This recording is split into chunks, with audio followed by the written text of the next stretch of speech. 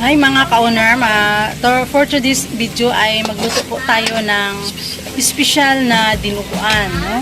Itong dinuguan na lulutuin namin ay hindi po ito ibenta, kundi i-donate po namin ito sa church. No? Ang kumakain po nito ay parish priest and kasama ng kanyang bisita.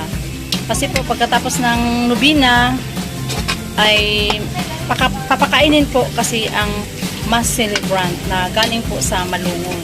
So ito po, no, nagisa na po ang mga ingredients at ilagay na natin ang karne. So yung karne na ginamit ko po ay laman po, pili ng baboy. Masarap po ito kasi first class po na karne ang ginamit natin dito. So yan po, igisa na natin ang karne para po sa special na dinuguan. So, itong dinuguan po ay patok po ito sa amin, no? Very fillable. So, ninuluto namin po everyday ay 3 kilo at kalahati. Kasi nga ay patok ito na ulam. So, ngayon po ay magluluto po tayo ng special na dinuguan. So, yan po. So, lagay tayo ng tanglad. Yan po ang tanglad, pinaka-importante po ang tanglad sa dinuguan. Kasi po, yan po ang nagbibigay aroma sa ating dinuguan at saka mawawala po ang langsa. No? At saka itong, lagyan natin ng paminta powder. Yan, yung paminta powder. Ayan po, lagyan natin ng soy sauce. Lagyan natin ng soy sauce. So, lutuin lang po natin ng mabuti ang karne. Palambutin po natin. Then ilagay natin ang puso ng saging. Itong puso ng saging ay in-slice po ng ganito. Then, ayan, nilagyan ng asin para makuha po ang dagta. Masarap kasi ang dinuguan kapag mayroong puso ng saging. Ayan, sabay natin na igista para lumambot din ang puso ng saging. Lagyan natin ng sugar, brown sugar. Ayan. Kaya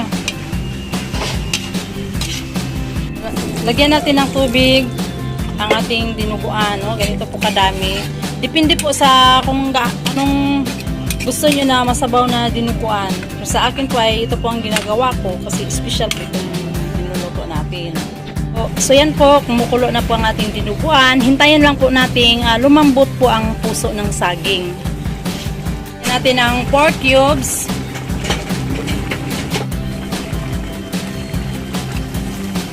So lagyan natin ng siling haba. Ayan. Ayan pa yan. This time mga ka-owner ay malambot na po ang puso ng saging at saka yung karne ay maglagay na po tayo ng dugo. Ayan.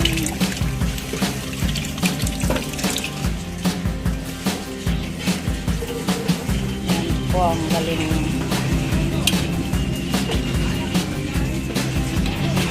Ayan, hintayin lang po nating kumulo para maluto po ang dugo.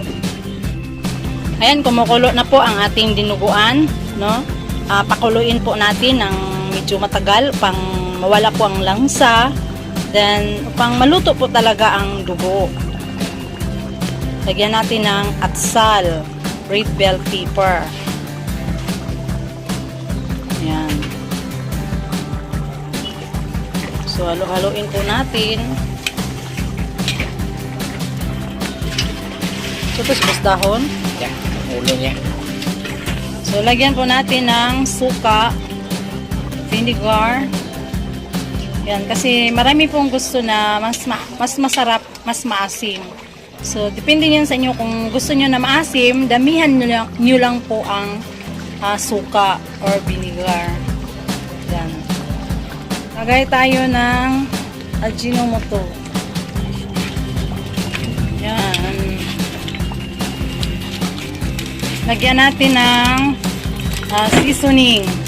No? Itong seasoning natin, granules.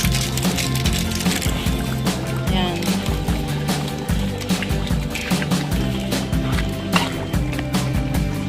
So, ayan po, no, ang ating special na dinuguan. Kung ibinta po natin ito ay nasa 120 per servings po ang binta dito. So, kung ibinta natin ito ng 120 ay sigurado pong malaki po ang kita natin. Pero by this time ay hindi po natin ito ibinta dahil donate lang po natin ito sa church. So, lagyan po natin ng red onion. Green onion. Lagyan po natin ng green onions. Ayan. So, halo-haloin lang po natin. At ngayon po ay luto na po ang ating special dinuguan. So, ayan na po. Tikman na po natin ang ating special na dinuguan.